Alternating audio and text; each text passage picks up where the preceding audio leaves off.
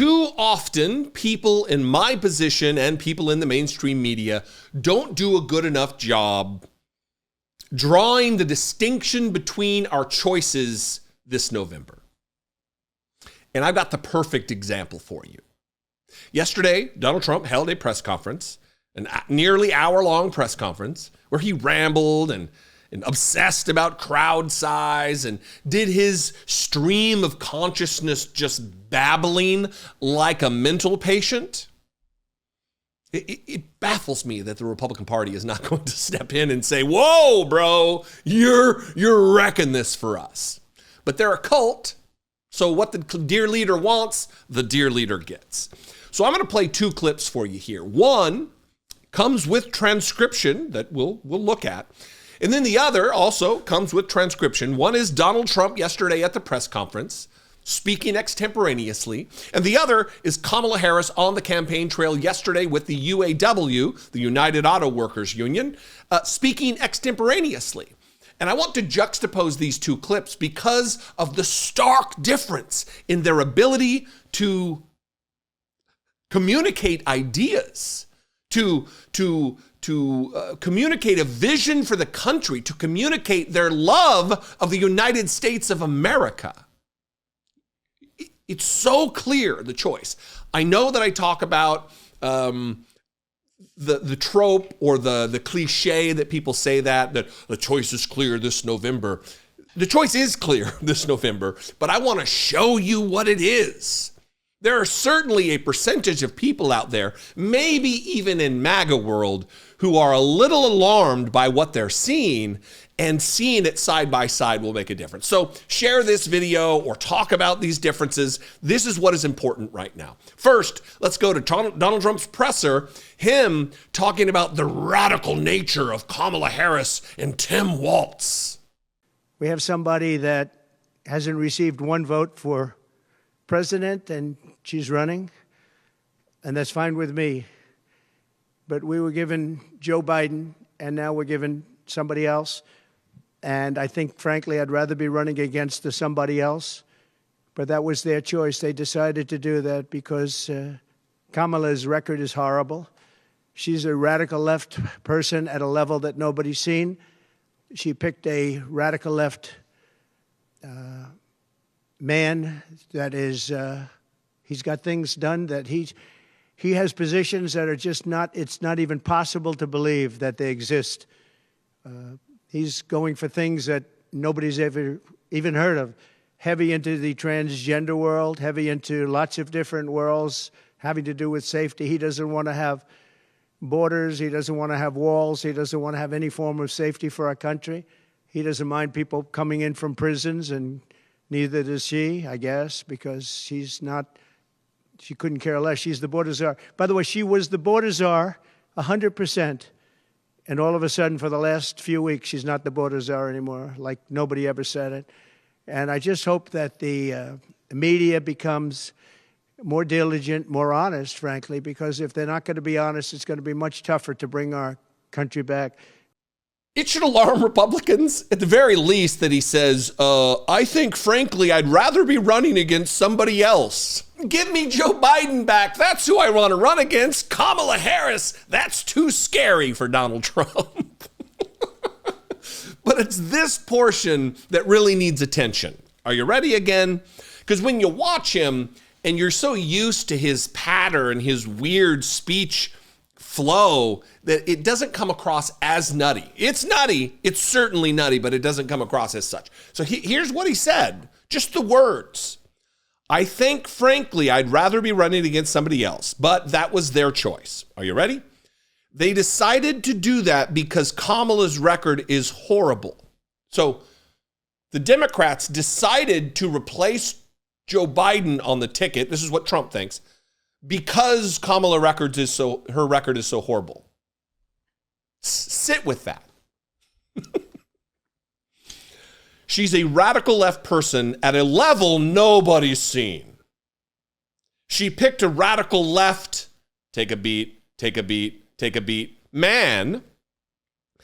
That is, he's got things done that he has positions that are just not It's not even possible to believe that they exist for things that nobody's seen, ever even heard of. Heavy into the transgender world, heavy into lots of different worlds having to do with safety. He doesn't want to have borders. He doesn't want to have walls.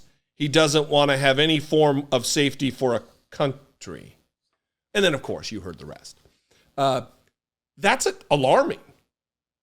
That a man who wants to be president of the United States of America, colloquially referred to as the leader of the free world.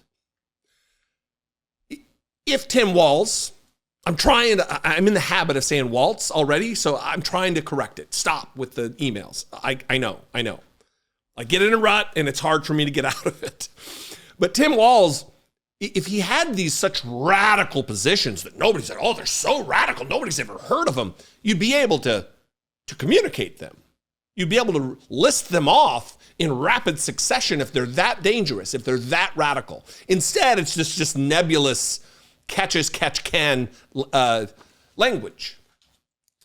So let's compare what you just witnessed, this rambling, incoherent nonsense, with the Democratic nominee, or soon-to-be nominee for the presidency. And I want you to notice the free-form thought that she's delivering here to a group of United Auto Worker union members, and just how together and passionate she is about the country. And what are the ideas that are communicated here? Watch Kamala Harris from yesterday. Balance. And then the outcome will be fair. And isn't that what we're talking about in this here election? Yes.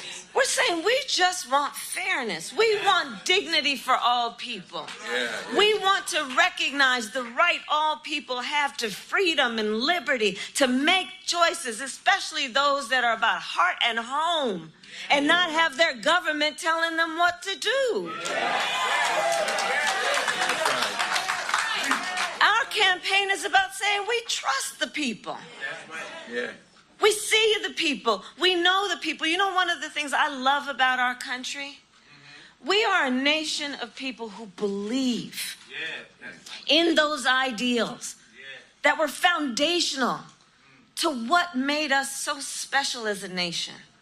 We believe in those ideals. And the sisters and brothers of labor have always fought for those ideals. Always fought for those ideals. And we know we are a work in progress. We haven't yet quite reached all of those ideals, but we will die trying, because we love our country and we believe in who we are. And that's what our campaign is about. We love our country. We believe in our country. We believe in each other. We believe in the collective.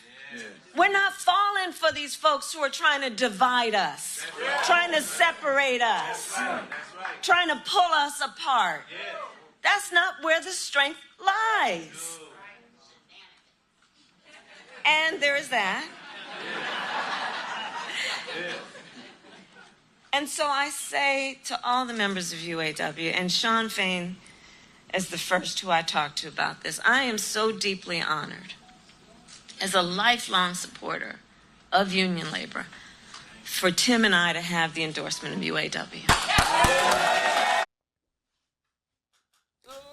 The choice is clear, is it not? To keep beating the dead horse of the overused trope about the choice being clear. That is a person who loves her country, who can communicate it, who can engender passion for the United States of America, while admitting we haven't gotten there. We are not quite there yet, but we aspire to make our country better. These are ideas and ideals, as she's talking about, that I've been talking about for years. There's other ways to communicate what she's saying. It's the same thing about not letting the right usurp the flag. Don't let them adopt that. That's not theirs, it's ours. Patriotism isn't a right-wing thing. They don't have a lock on patriotism or love of our country. We do. This is our country. We can make it better. To ignore the problems of our country is to fail her. But to stay engaged, to remain passionate about the aspirational ideas that we were founded on, that were written about in the Declaration of Independence by a vile enslaver of human beings, that all men, all people, all Americans are created equal, endowed by our Creator with certain unalienable rights, and among these are life, liberty, and the pursuit of happiness. All of these things we should be passionate about. And I think when you have a candidate like Kamala Harris who's communicating these ideas, she will reach a wide and varied audience of people, including Republicans, who want to hear that message. They want to hear something that will inspire them. They don't want to hear whatever nonsense Donald Trump is talking about, other than I think I'd frankly rather be running against somebody else. Anyway, I would throw it to you. I don't want to be all pie in the sky, but there's something to be said about someone who can speak off the cuff with such passion and emotion and love of the country she wants to lead. What do you think? Let's talk about this in the comments. That'll help YouTube to share this content to new possible viewers and subscribers. I would appreciate that. You can also call, leave me a voicemail, 714-576-4054, or you can email me the old-fashioned way, daily@dollemore.com. If I am your flavor of political commentator and you want to help support this work, you want to help me grow this channel and make these videos, for $2 a month, you can do just that. Click the join button below, or you can go over to my Patreon page, patreon.com/IDoubtIt podcast. I'm on social media, if you're there as well. @Dollemore is where I can be found, and I will see you next time. Be genuine. Take care of one another.